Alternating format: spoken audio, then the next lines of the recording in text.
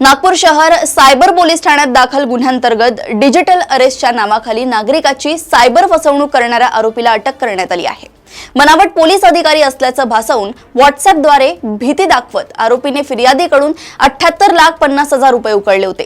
तपासादरम्यान विविध बँक खाती गोठवून न्यायालयाच्या आदेशान्वये 34,98,958 रुपये फिर्यादीस परत मिळवून देण्यात आले आहेत। राजस्थानच्या जयपूर येथून आरोपीला अटक करून सध्या तो पोलीस कोठडीत आहे।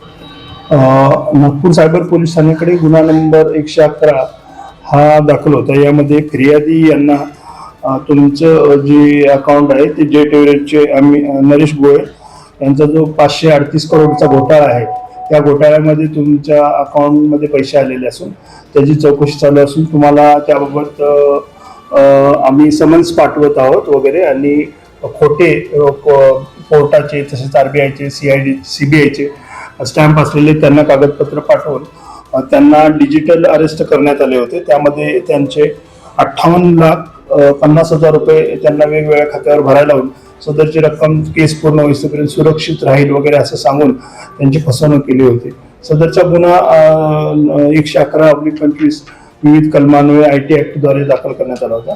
सदर गुन्ह्याचा तपास माननीय पोलीस आयुक्त Shri Ravindra single sir, joint CP sir, हमारे PN सर आणि DCP लोहित मतन सर यांच्या मार्गदर्शनाखाली आम्ही चालू केला। त्यामध्ये चौधरी यांनी यातील जे एक अकाउंट होल्डर आहे ओमप्रकाश भवरलाल जाखड याला जयपूरमधून ताब्यात घेण्यात आले। त्याच्या अकाउंटवर 18 लाख रुपये गेले होते। सदर इस्माला ताब्यात घेऊन तिथे ट्रान्झिट रिमांड घेऊन त्याला आपण जे इथे आणलेलं आहे नागपूरमध्ये आणि त्याला कोर्टात हजर केला असता 5 दिवसाची पोलीस कस्टडी मिळालेली आहे। त्याच्यासोबत इतरही 2 साथीदार असून ते फरार आहेत, त्यांचा शोध आम्ही चालू केला आहे।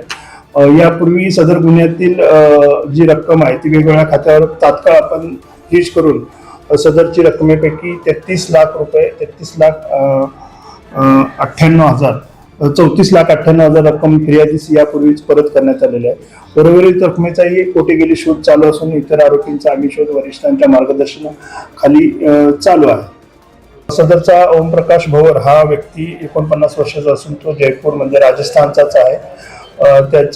ते एक NGO चालवतात आणि NGO मध्ये वेगवेगळ्या प्रकारे ते दान घेतात। त्या दानमध्ये अशी जी फ्रॉडची रक्कम असते ती घेऊन ती रक्कम ते त्या व्यक्तीला परत करून ते असे पैसे ओरिजिनल करून देण्याचे काम करत असतात। याबाबतचा अधिक तपास आपला चालू आहे।